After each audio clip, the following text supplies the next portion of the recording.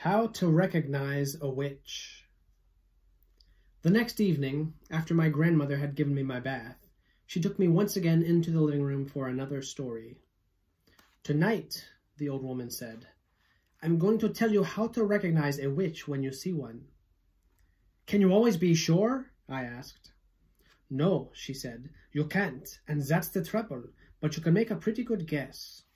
She was dropping cigar ash all over her lap, and I hoped she wasn't going to catch on fire before she told me how to recognize a witch. "In the first place," she said, "a real witch is certain always to be wearing gloves when you meet her." "Surely not always," I said. "What about in the summer when it's hot?" "Even in the summer," my grandmother said, "she has to. Do you want to know why?" "Why?" I said. "Because she doesn't have fingernails.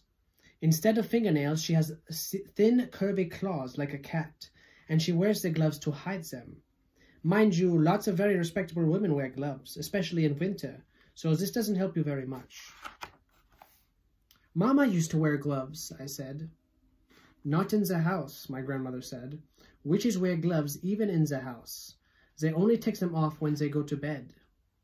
"How do you know all this, Grandmama?" "Don't interrupt," she said. "Just take it all in. The second thing to remember is that the real witch is always bald." "Bald?" I said. "Bald as a boiled egg," my grandmother said. I was shocked. There was something indecent about a bald woman. "Why are they bald, Grandmama?" "Don't ask me why," she snapped, "but you can take it from me that not a single hair grows on a witch's head." "How horrid!" "Disgusting," my grandmother said. "If she's bald, she'll be easy to spot," I said. "Not at all," my grandmother said. "A real witch always wears a wig to hide her baldness. She wears a first-class wig, and it is almost always impossible to tell a really first-class wig from ordinary hair unless you give it a pull to see if it comes off." "Then that's what I'll have to do," I said. "Don't be foolish," my grandmother said.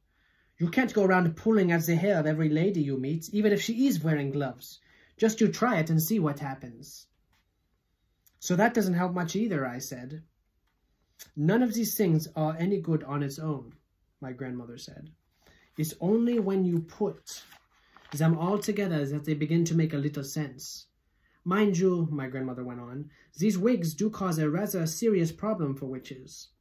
"What problem, Grandmama?" "They make the scalp most terribly itchy," she said.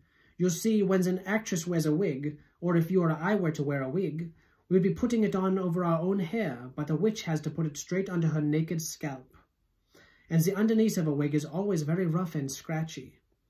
It sets up a frightful itch on the bald skin. It causes nasty sores on the head. Wig rash, the witches call it, and it doesn't half itch." "What other things must I look for to recognize a witch?" I asked. "Look for the nose holes," my grandmother said.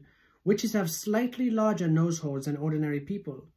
The rim of each nose hole is pink and curvy, like the rim of a certain kind of seashell." "Why do they have such big nose holes?" I asked. "For smelling with," my grandmother said. "A real witch has the most amazing powers of smell. She can actually smell out a child who is standing on the other side of the street on a pitch-black night." "She couldn't smell me," I said. "I've just had a bath." "Oh, yes, she could," my grandmother said. "The cleaner you happen to be, the more smelly you are to a witch." "That can't be true," I said. "An absolutely clean child gives off the most ghastly stench to a witch," my grandmother said. "The dirtier you are, the less you smell." "But that doesn't make sense, Grandmama." "Oh, yes, it does," my grandmother said. "It isn't the dirt that the witch is smelling, it is you. The smell that drives a witch mad actually comes right out of your own skin. It comes oozing out of your skin in waves, and these waves, stink waves the witches call them, go floating through the air and hit the witch right smack in her nostrils. They send her reeling." "Now wait a minute, Grandmama." "Don't interrupt," she said. "The point is this. When you haven't washed for a week and your skin is all covered over with dirt, then quite obviously the stink waves cannot come oozing out nearly so strongly." "I shall never have a bath again," I said. "Just don't have one too often," my grandmother said. Once a month is quite enough for a sensible child. It was at moments like these that I loved my grandmother more than ever. Grandmama, I said, if it's a dark night, how can a witch smell the difference between a child and a grown-up? Because grown-ups don't give out stink waves, she said. Only children do that. But I don't really give out stink waves, do I? I said. I'm not giving them out at this very moment, am I? Not to me, you aren't, my grandmother said. To me, you are smelling like raspberries and cream. But to a witch, you would be smelling absolutely disgusting. What would I be smelling of? I asked. Dog's droppings, my grandmother said. I reeled. I was stunned. Dog's droppings? I cried. I'm not smelling of dog's droppings. I don't believe it. I won't believe it. What's more, my grandmother said, speaking with a touch of relish, to a witch you'd be smelling of fresh dog's droppings. That simply is not true, I cried. I know I am not smelling of dog's droppings, stale or fresh. There's no point in arguing about it, my grandmother said. It's a fact of life. I was outraged. I simply couldn't bring myself to believe what my grandmother was telling me. So if you see a woman holding her nose as she passes you on the street, she went on, that woman could easily be a witch. I decided to change the subject. Tell me what else to look for in a witch, I said. The eyes, my grandmother said. Look carefully at the eyes, because the eyes of a real witch are different from yours or mine. Look in the middle of each eye where there's normally a little black dot. If she is a witch, the black dot will keep changing color, and you will see fire and you will see ice, dancing right in the very center of the colored dot. It will send shivers running all over your skin. My grandmother leant back in her chair and sucked away contentedly on her foul black cigar. I squatted on the floor, staring up at her, fascinated. She was not smiling. She looked deadly serious. Are there other things? I asked. Of course there are other things, my grandmother said. You don't seem to understand that witches are not actually women at all. They look like women, they talk like women, and they are able to act like women. But in actual fact, they are totally different animals. They are demons in human shape.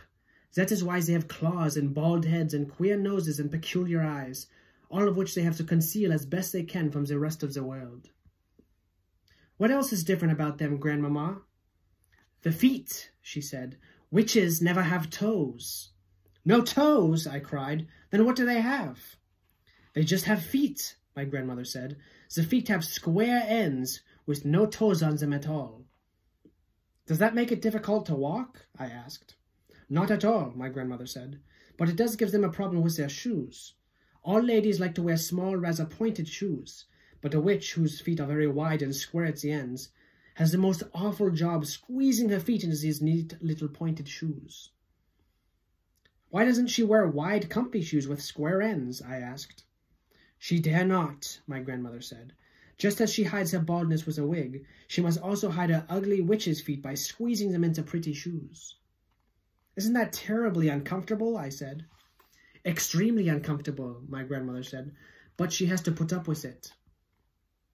If she's wearing ordinary shoes, it won't help me to recognize her, will it, Grandmama? I'm afraid it won't, my grandmother said. You might possibly see her limping very slightly, but only if you are watching closely. Are those the only differences then, Grandmama? There's one more, my grandmother said. Just one more. What is it, Grandmama? Their spit is blue. Blue, I cried. Not blue. Their spit can't be blue. Blue as a bilberry, she said. You don't mean it, Grandmama. Nobody can have blue spit. Witches can, she said. Is it like ink? I said. Exactly, she said. They even use it to write with. They use those old-fashioned pens that have nibs and they simply lick the nib. Can you notice the blue spit, Grandmama? If a witch was talking to me, would I be able to notice it? Only if you looked carefully, my grandmother said. If you looked very carefully, you'd probably see a slight bluish tinge on her teeth. But it doesn't show much. It would if she spat, I said.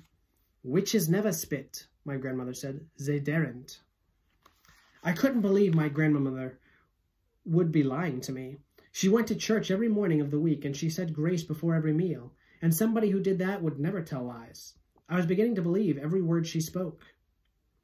So there you are, my grandmother said. That's about all I can tell you. None of it is very helpful. You can still never be absolutely sure whether a woman is a witch or not just by looking at her. But if she is wearing the gloves, if she has the large nose holes, the queer eyes, and the hair that looks as though it might be a wig, and if she has a bluish tinge on her teeth, if she has all of those things, then you run like mad. Grandmama, I said, when you were a little girl, did you ever meet a witch? Once, my grandmother said. Only once. What happened? I'm not going to tell you, she said. It would frighten you out of your skin and give you bad dreams. Please tell me, I begged. No, she said. Certain things are too horrible to talk about. Does it have something to do with your missing thumb? I asked. Suddenly, her old wrinkled lips shut tight as a pair of tongs, and the hand that held the cigar, which had no thumb on it, began to quiver very slightly. I waited. She didn't look at me. She didn't speak. All of a sudden, she had shut herself off completely. The conversation was finished. Good night, Grandmama, I said, rising from the floor and kissing her on the cheek. She didn't move.